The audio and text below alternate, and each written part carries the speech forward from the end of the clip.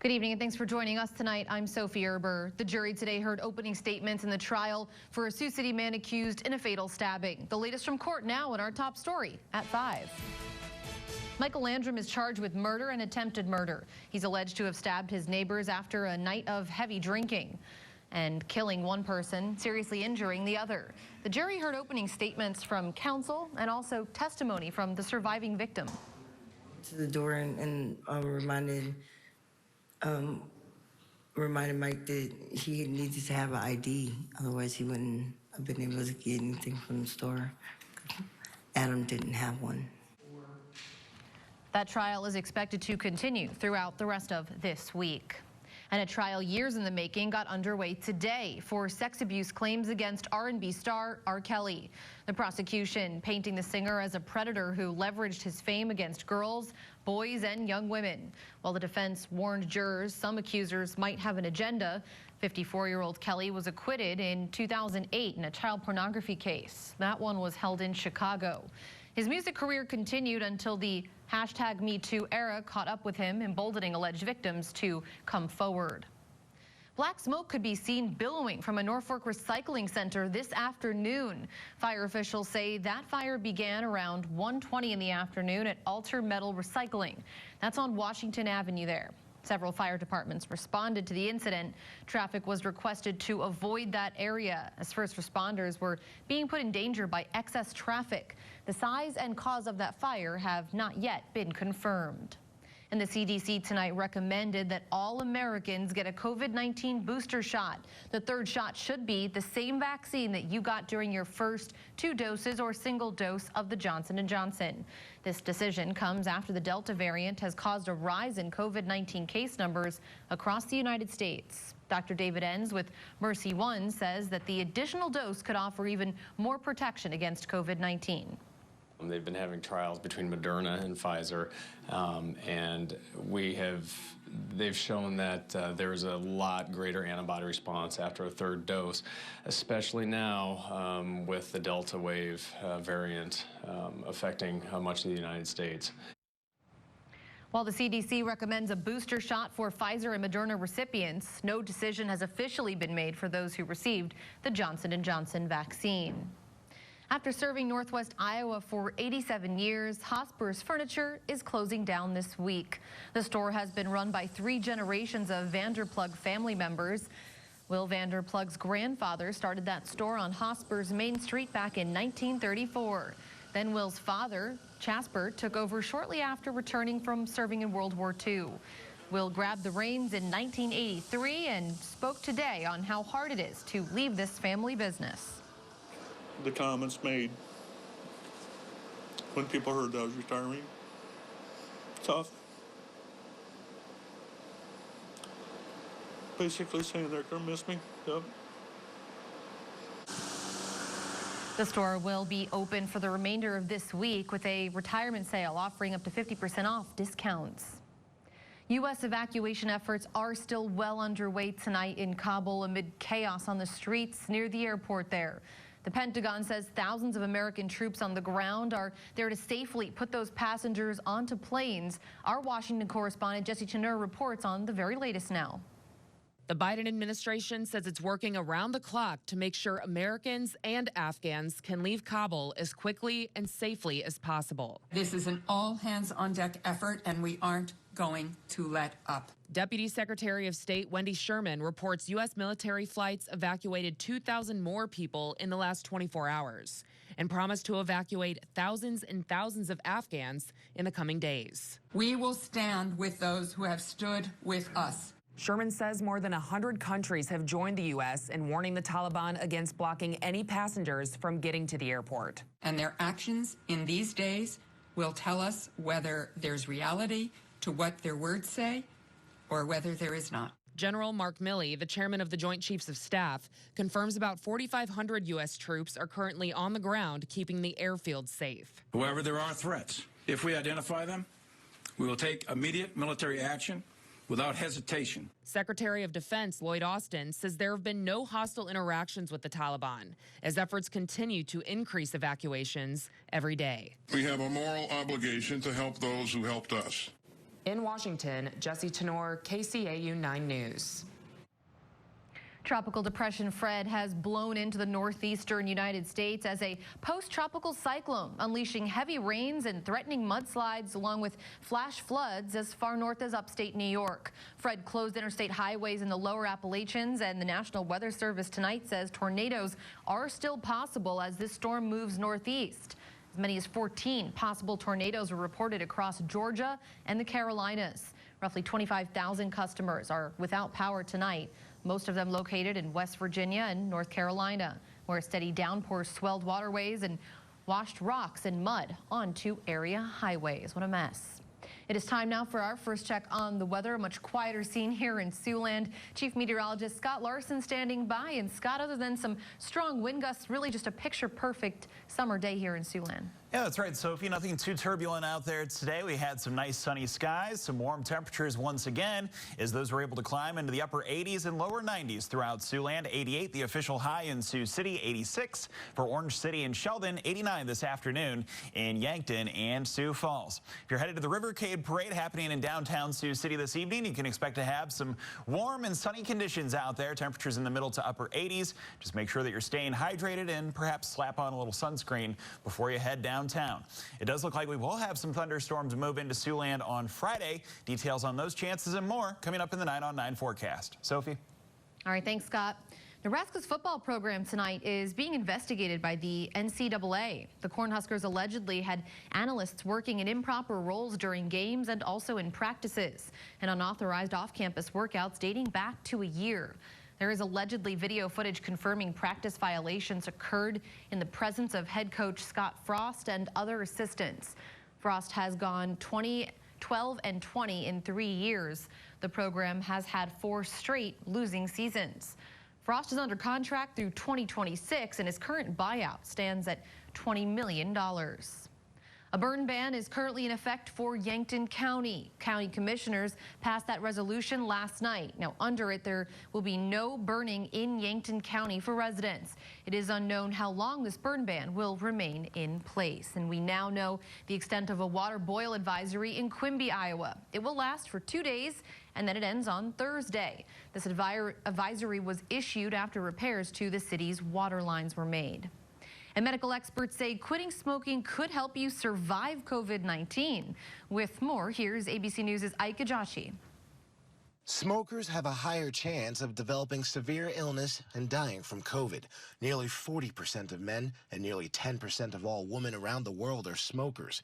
COVID-19 affects the lungs and causes low oxygen levels in many patients. In fact, researchers say smokers may have a 50% higher chance of developing severe COVID and dying.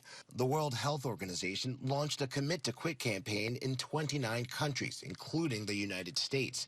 This campaign is designed to support smokers who are trying to kick the habit by giving them tools they need. The Quit Challenge gives people daily notifications of tips and encouragement for up to 6 months. With this Medical Minute, I'm Ike Ajachi, ABC News. Walmart's second quarter earnings came out today, exceeding Wall Street's expectations. The retail giant gained ground in grocery sales and had a strong start to the back-to-school season. Walmart reported its highest quarterly revenue ever for a 3-month period outside of the holiday season. Total revenue rose by 2.4% to $141 billion. That's up from $137 billion just 1 year ago. But on a larger scale, it does appear Americans are starting to cut back on spending. The Commerce Department says retail sales fell 1.1% in the month of July. That is a much larger drop than was expected.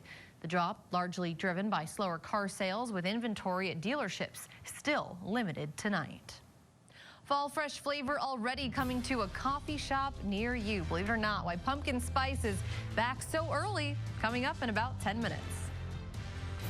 And in the weather department, not really much of an autumn-like flavor out there. It's going to remain hot for at least one more day, with highs back in the upper 80s and lower 90s tomorrow. Some scattered storms on Friday, and then gradually becoming cooler. Your 9 on 9 forecast right after the break. You're watching KCAU 9 News with Sophie Erber and Chief Meteorologist Scott Larson. This is KCAU 9 News at 5. on Sunday evening. Temperatures expected to be in the low to mid 80s for most of next week, with another small storm chance lined up next Tuesday night into Wednesday. Here's our viewer photo of the day. This is of some pretty clouds over an overpass in Siouxland. Some beautiful contrast there from the blue skies behind the clouds to those darkened clouds in front of those clear skies.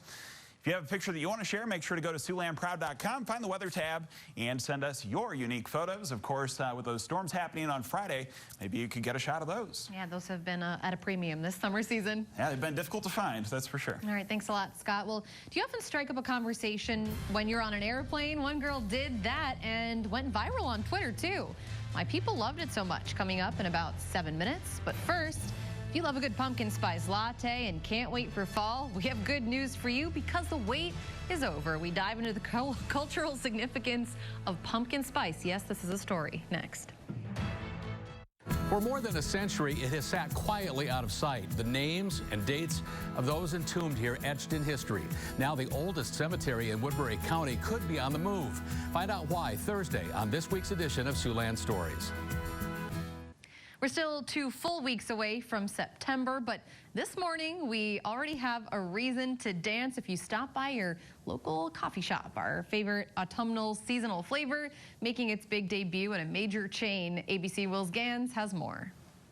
At long last, it's back. Pumpkin spice season is upon us, people. That is so fetch. I know, right? The perennial fall fave of teen girls and beyond, officially back today at Dunkin'. What? Pumpkin spice latte. It's the earliest that Dunkin' has ever kicked off pumpkin spice season. It's really become more of like a cultural phenomenon. So it's not just a flavor or a food, but it's really about when you are posting about pumpkin spice this or, posting a meme about pumpkin spice that, you're really participating in popular culture. Hashtag pumpkin spice used more than 500 million times on TikTok alone. With all that interest, more brands than ever jumping in on the fall flavor frenzy. Pumpkin spice dog treats, pumpkin spice cookie dough from Nestle Toll House, even pumpkin spice cup noodles coming to Walmart this autumn. Yeah, really. This is what happens when marketers run out of ideas. Pumpkin spice is a popular trend because you have 2 big brands, Dunkin' and Starbucks, promoting it so heavily. Starbucks first introduced the pumpkin spice latte back in 2003, igniting the pumpkin pandemonium that has been a hallmark of the season in the years since. Why do consumers, myself included, continue to come back and continue to get excited about this thing that has now been around for almost 2 decades? The fall season is known for kind of all these warm, snuggly feelings. We have been through so much over the last year and a half. People just want to feel good. Will Gans, ABC News, New York. And News Nation Prime is the country's only live national newscast in prime time, and it comes your way every night at 7, of course, on News Nation. At 6, there's the Donlin Report, so here's a preview of what's coming up tonight. Tonight on the Donlin Report, President Biden in crisis mode. The situation still chaotic in Afghanistan. What the president knew before things got this bad, and a former ambassador's plea for the people left behind still hoping to get out. Now here's Leland Vittert with a preview of On Balance. Thanks, Joe. Truly awful images from on the ground in Afghanistan. For 1 full hour, we'll go in depth on what it really is like on the front lines. Plus, who are the 10,000 Americans trapped behind enemy lines? That's coming up on Balance tonight, followed by News Nation Prime. Again, that comes your way every night at 7 on News Nation. Some of the channels listed right here, or just be sure to check your local guide. Unafraid to talk to strangers. One girl is now getting lots of laughs online. How a plane ride made her so famous. Next. A girl named Shawnee was quick to strike up a conversation with her seatmate on a family trip to Florida, but it wasn't until she returned to baggage claim in Columbus that she realized just how many people she'd actually been entertaining. Catherine Ross has her story. Traveling can open up a whole new world. I get to go on an airplane. I get to go on an airplane. If you go in with the right attitude. I was a tiny bit nervous, but I was also really excited because I love having new friends. Shawnee instantly befriended Katie Hartwig on her flight from Columbus to Tampa. It was a full flight, and her mom sat next to me. I sat Good, I'm going to talk to you randomly, so be prepared, okay? And that was the first tweet to set the tone. It didn't actually blow up until the next day. Katie is a digital media specialist at John Glenn International Airport. She initially got Shawnee's age wrong, but soon learned a lot about the 9-year-old and live tweeted some of their conversation. Hey, Katie, you know what everyone should do when they get on a plane? Thank the Wright brothers. We're going down. She means we're landing, but I don't think the lady in front of us knew what she meant. I feel like I'm lucky because I got to sit by you. The Twitter thread now has more than 36,000 retweets. Southwest Airlines even saw it and organized a surprise when Shawnee landed in Columbus. I didn't know I was famous until after the plane ride when we went to the baggage claim. Crew members held signs and Katie herself greeted Shawnee's family. Shawnee has one theory for the viral post. Because I'm funny. And Katie says it's just what people needed to see. It was a sweet story. It was positive, and people were just looking for something like that, and so I think they just held on to it and just kept sharing it. Thank you. Thank you. Katie and Shawnee are still in touch and have become pen pals over text messaging. Taking a live look outside right now, Scott returns with one more check on your forecast. Stay with us.